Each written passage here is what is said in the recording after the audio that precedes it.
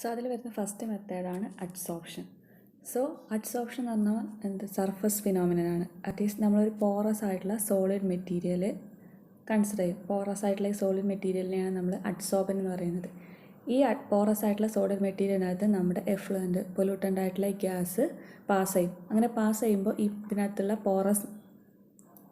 Porous ഈ പോഴ്സിനകത്തൊക്കെ ഈ gas വന്നിട്ട് അറ്റാച്ച് ചെയ്യും, ഹോൾഡ് ചെയ്യാൻ പറ്റും. ആ ഒരു പോറസ് മെറ്റീരിയലിന് ആ ഗ്യാസിനെ ഹോൾഡ് ചെയ്യാനുള്ള കപ്പാസിറ്റി ഉണ്ടാകും. അങ്ങനെ അഡ്സോർപ്ഷൻ നടക്കും.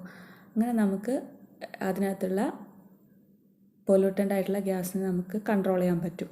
അപ്പോൾ ഇത് മെയിൻലി 2 ടൈപ്പ് അഡ്സോർപ്ഷനാണുള്ളത്, physical adsorption and chemical adsorption. അപ്പോൾ ഇതിൽ ഫിസിക്കൽ അഡ്സോർപ്ഷനും കെമിക്കൽ അഡ്സോർപ്ഷനും മെയിൻ ഡിഫറൻസ് എന്ന് പറഞ്ഞാൽ അത് എങ്ങനെ ആ ഗ്യാസ് മോളിക്യൂളും ആ ഒരു സോളിഡ് ആയിട്ടുള്ള മെറ്റീരിയലും എങ്ങനെ തമ്മിൽ ബോണ്ട് ചെയ്യുന്നു, എങ്ങനെ കണക്ട് ചെയ്യുന്നു, അതിനനുസരിച്ചിട്ടാണ് നമ്മൾ ഫിസിക്കൽ അഡ്സോർപ്ഷൻ കെമിക്കൽ അഡ്സോർപ്ഷൻ എന്നുള്ള 2 ഡിഫറൻസ് വരുന്നത്. സോ അതിൻ്റെ മെയിൻ ഡിഫറൻസസ് നോക്കാം. ഫസ്റ്റ് എന്ന് പറഞ്ഞാൽ എങ്ങനെ അത് അട്രാക്റ്റ് ചെയ്യുന്നത്, എങ്ങനെ അത് ബോണ്ട് ചെയ്യുന്നുള്ളതാണ്. ഫിസിക്കൽ അഡ്സോർപ്ഷൻ എടുക്കുകയാണെങ്കിൽ ഫിസിക്കൽ അഡ്സോർപ്ഷനകത്ത് നമ്മുടെ ഈ ഒരു ഗ്യാസ് മോളിക്യൂൾസും അതുപോലെ സോളിഡ് മെറ്റീരിയലും തമ്മിൽ intermolecular force, attractive force use ചെയ്തിട്ടാണ് അത് തമ്മിൽ ബോണ്ട് ചെയ്തിട്ടുണ്ടാകുക. പക്ഷേ കെമിക്കൽ അഡ്സോർപ്ഷൻ ആണെങ്കിൽ അവിടെ കെമിക്കൽ ബോണ്ട് വഴിയാണ്, കെമിക്കൽ വാലൻസ് ഫോഴ്സ് വഴിയായിട്ടായിരിക്കും ഈ ഗ്യാസ് മോളിക്യൂൾസും സോളിഡ് ആയിട്ടുള്ള മെറ്റീരിയലും തമ്മിലും ബോണ്ട് ചെയ്തിട്ടുണ്ടാവുക. ദെൻ സെക്കൻഡ് പോയിന്റ് എന്ന് പറഞ്ഞാൽ it is accompanied by capillary condensation within the pores. Physical അഡ്സോർപ്ഷനകത്തുള്ളത് അതിൽ അതിനകത്തുള്ള പോസിനകത്ത് കണ്ടൻസേഷൻ വഴിയാണ് നമുക്ക് അഡ്സോർപ്ഷൻ ഉണ്ടാകുന്നത്. കെമിക്കൽ അഡ്സോർപ്ഷനകത്ത് ഈ ഒരു ഗ്യാസ് മോളിക്യൂൾസും സോളിഡ് ആയിട്ടുള്ള മെറ്റീരിയലും തമ്മിൽ കെമിക്കൽ റിയാക്ഷൻ ഉണ്ടാവും. അങ്ങനെയാണ് അഡ്സോർപ്ഷൻ നടക്കുന്നത്. Then physical adsorption is easily reverse by the application of heat or by reducing the pressure. ഒരു ഫിസിക്കൽ അഡ്സോർപ്ഷൻ നടന്നു കഴിഞ്ഞാൽ നമുക്ക് അതിനെ ഡീസോർപ്ഷൻ നടത്തും, തിരിച്ച് പഴയ പൊസിഷനിൽ എത്തിക്കാൻ പറ്റും. അത് ഒന്നെങ്കിൽ നമുക്ക് ടെമ്പറേച്ചർ ഹീറ്റ് ഇൻക്രീസ് ചെയ്തിട്ട് ചെയ്യാം, അല്ലെങ്കിൽ പ്രഷർ റെഡ്യൂസ് ചെയ്തിട്ട് നമുക്ക് റിവേഴ്സ് ചെയ്യാൻ പറ്റും. പക്ഷേ കെമിക്കൽ റിയാക്ഷൻ ആണെങ്കിൽ ഒരു ഇറിവേഴ്സിബിൾ ആയിട്ടുള്ള പ്രോസസ്സാണ്. കാരണം ഓൾറെഡി കെമിക്കൽ റിയാക്ഷൻ നടന്നു, ആ ഒരു ഗ്യാസ് മോളിക്യൂൾസും സോളിഡ് ആയിട്ടുള്ള മെറ്റീരിയലും തമ്മിൽ കെമിക്കൽ റിയാക്ഷൻ ഉണ്ടായി.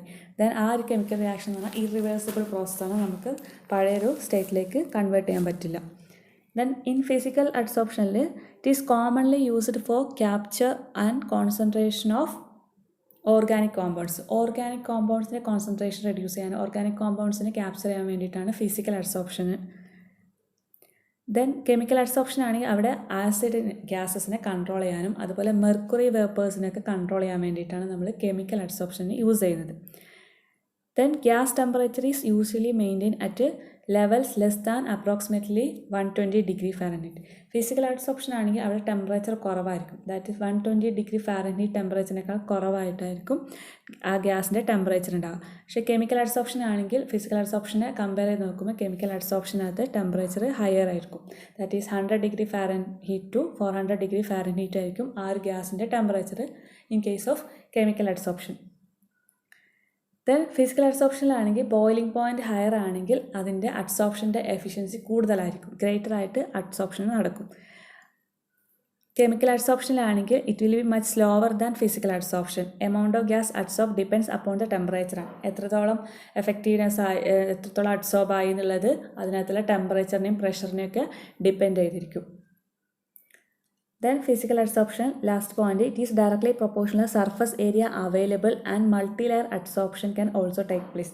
അതായത് ഫിസിക്കൽ അഡ്സോർപ്ഷൻ ആണ്, ദാറ്റ് ഈസ് അതിനകത്തുള്ള പോറസ് ആയിട്ടുള്ള സോളിഡ് മെറ്റീരിയലിൻ്റെ സർഫസ് ഏരിയനെയാണ് ഡിപ്പെൻഡ് ചെയ്യുക. അതുപോലെ തന്നെ എത്ര ലെയേഴ്സ് ഉണ്ട്, ആ പോറസ് ആയിട്ടുള്ള ലെയേഴ്സ് എത്രയുണ്ട്, എത്രത്തോളം അതിനകത്തേക്ക് അഡ്സോർബ് ആവും, അതിനൊക്കെ ഡിപ്പെൻഡ് ചെയ്തിട്ടായിരിക്കും ഫിസിക്കൽ അഡ്സോർപ്ഷൻ ഉണ്ടാവുക. കെമിക്കൽ അഡ്സോർപ്ഷൻ നമ്മൾ ഓൾറെഡി പറഞ്ഞ കെമിക്കൽ റിയാക്ഷൻ ആണ്. So it liberate greater amount of heat and hence it requires much energy. Chemical അഡ്സോർപ്ഷനിൽ ഗ്രേറ്റർ എമൗണ്ട് ഓഫ് ഹീറ്റൊക്കെ ലിബറേറ്റ് ചെയ്യും. സോ നമുക്ക് പ്രോസസ്സ് നടക്കണമെങ്കിൽ ഇറ്റ് റിക്വയർസ് മച്ച് എനർജി, കുറേ എനർജിയൊക്കെ നമുക്ക് ആവശ്യമായിട്ട് വരും. പക്ഷേ ഫിസിക്കൽ അഡ്സോർപ്ഷനകത്ത് എന്ന് പറഞ്ഞാൽ ഒരു ഫിസിക്കൽ പ്രോസസ്സാണ്, റിയാക്ഷൻസ് ഒന്നുമില്ല.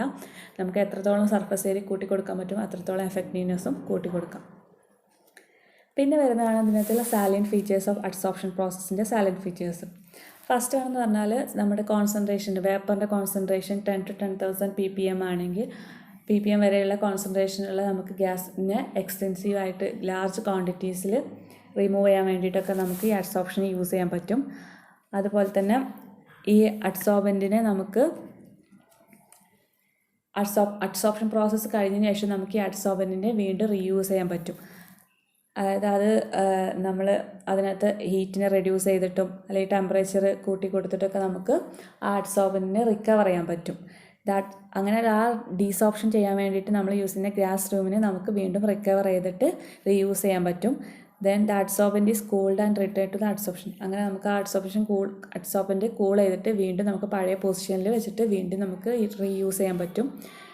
Then because that adsorbent is treated and placed back in service, these adsorption process are termed as regenerative. അങ്ങനെ നമ്മൾ വീണ്ടും അഡ്സോർബൻറ്റ് ഡീസോപ്ഷൻ ചെയ്തതിനു ശേഷം വീണ്ടും നമ്മൾ യൂസ് ചെയ്യുകയാണെങ്കിൽ അതിനെ നമ്മൾ റീജനറേറ്റീവ് പ്രോസസ്സ് എന്ന് പറയും. അതായത് വീണ്ടും നമ്മൾ ആദ്യം യൂസ് ചെയ്തിട്ട് വീണ്ടും അതിനകത്ത് നിന്ന് ഡീസോപ്ഷൻ നടത്തി റിമൂവ് ചെയ്തിട്ട് വീണ്ടും നമ്മൾ യൂസ് ചെയ്യുന്നില്ല. അതുകൊണ്ടാണ് അതിനെ റീജനറേറ്റീവ് പ്രോസസ്സ് എന്ന് പറയുന്നത്.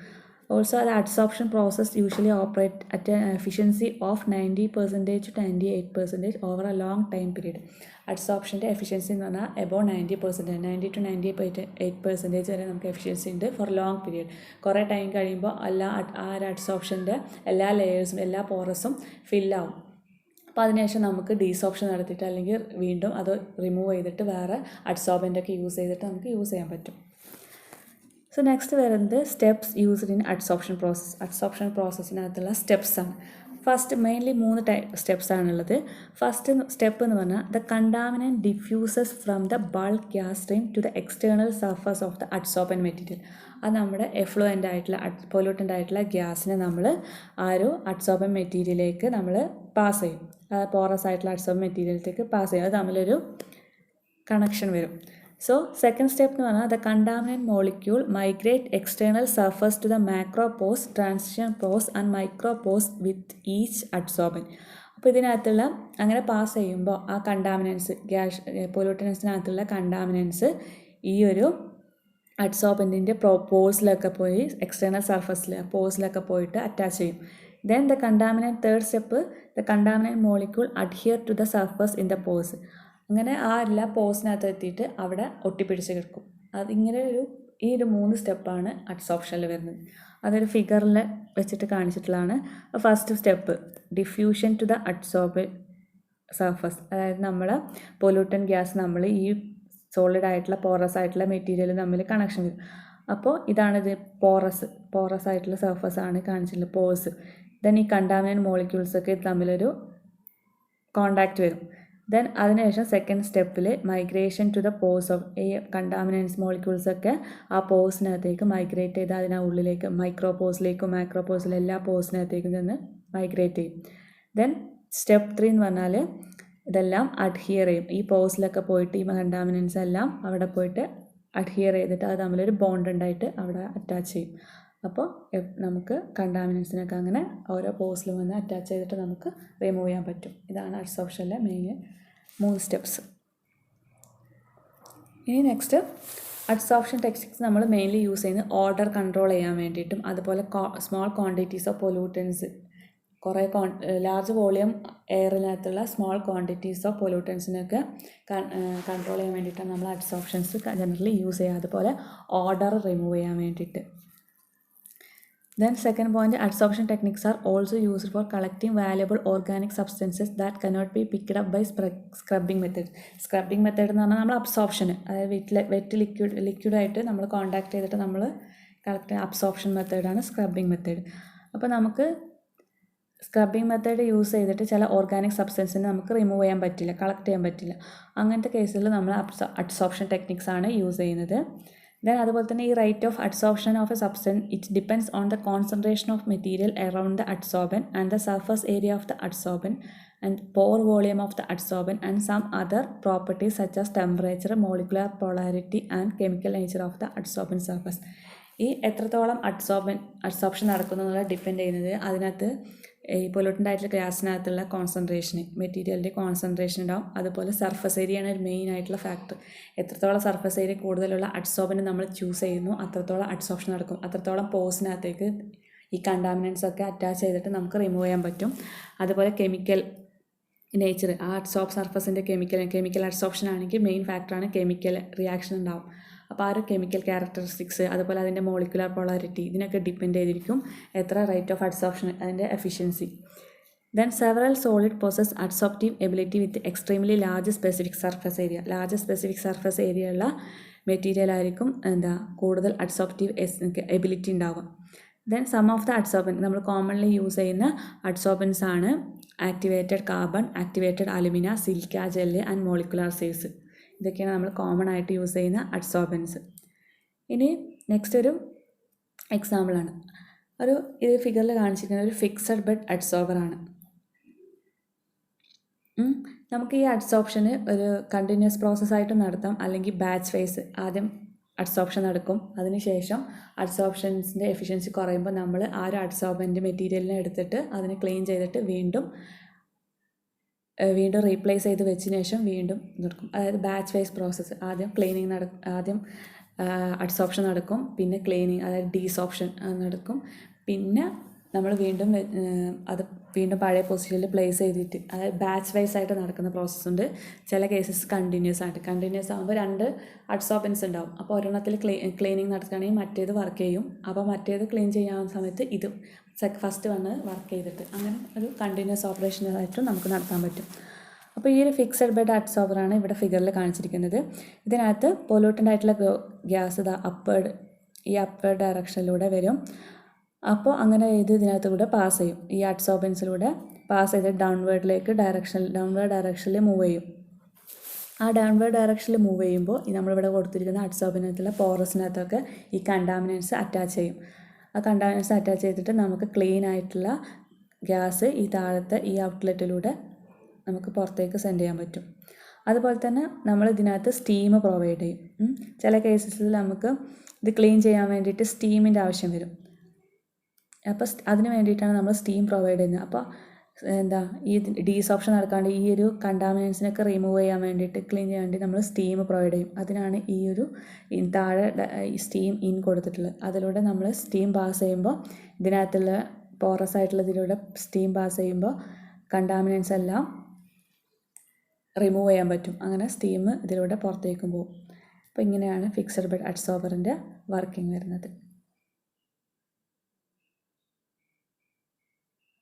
അങ്ങനെ നമുക്ക് ക്ലീനിങ് എപ്പോഴാണെന്ന് മനസ്സിലാവുക വെച്ചാൽ ഫസ്റ്റ് ഈ പൊല്യൂട്ടൻ്റ് ഗ്യാസ് എൻ്റർ ചെയ്യുമ്പോൾ ഇതിൻ്റെ ടോപ്പ് ലെയർ, ഈ ഒരു ഫിക്സഡ് ബെഡ് അഡ്സോർബറിൻ്റെ ടോപ്പ് ലെയറിലാണ് ടോപ്പ് ലെയറിലെ പോഴ്സിലെല്ലാം വന്ന് നമ്മുടെ ഈ കണ്ടാമിനൻസ് എല്ലാം ഡെപ്പോസിറ്റ് ചെയ്യും. ദെൻ പിന്നെയും ഗ്യാസ് വന്നുകൊണ്ടിരിക്കുമ്പോൾ ആ ഒരു പൊല്യൂട്ടൻ്റ് ഗ്യാസ് താഴത്തെ ലെയറിലേക്ക് വരും. താഴത്തെ ലെയറിൽ വന്നിട്ട് താഴത്തെ ലെയറിലെ പോഴ്സിലെല്ലാം അറ്റാച്ച് ചെയ്യും. എഗെയിൻ നമ്മളിങ്ങനെ പൊല്യൂട്ടൻ്റ് ആയിട്ടുള്ള ഗ്യാസ് വരുമ്പോൾ ഓരോ ലെയേഴ്സിലെയും പോഴ്സിൽ വന്നിട്ട് അറ്റാച്ച് ചെയ്യും. അങ്ങനെ കുറേ ടൈം കഴിയുമ്പോൾ എല്ലാ ലെയേഴ്സും ഫില്ലാവും. അപ്പോൾ നമുക്ക് വരുന്ന ഗ്യാസ് എഫിഷ്യൻസി കുറയും. അങ്ങനെ ആകുമ്പോഴാണ് നമുക്കതിൽ ആ അഡ്സോർബൻറ്റിൻ്റെ വർക്കിംഗ് കഴിഞ്ഞു, അതായത് ക്ലീൻ ചെയ്യണം അല്ലെങ്കിൽ വേറെ റീപ്ലേസ് ചെയ്യണം എന്നുള്ളതൊക്കെ നമുക്ക് മനസ്സിലാവാൻ പറ്റും. അതിനുശേഷം നമ്മൾ സ്റ്റീം പാസ് ഇതിൽ താഴത്തെ ഇൻലെറ്റിലൂടെ സ്റ്റീം പാസ് ചെയ്തിട്ട് അതിലടങ്ങിയിരിക്കുന്ന കണ്ടാമിനൻസിനൊക്കെ റിമൂവ് ചെയ്തിട്ട് വീണ്ടും നമുക്ക് യൂസ് ചെയ്യും. ഇതാണ് ഫിക്സഡ് ബെഡ് അഡ്സോർബർ.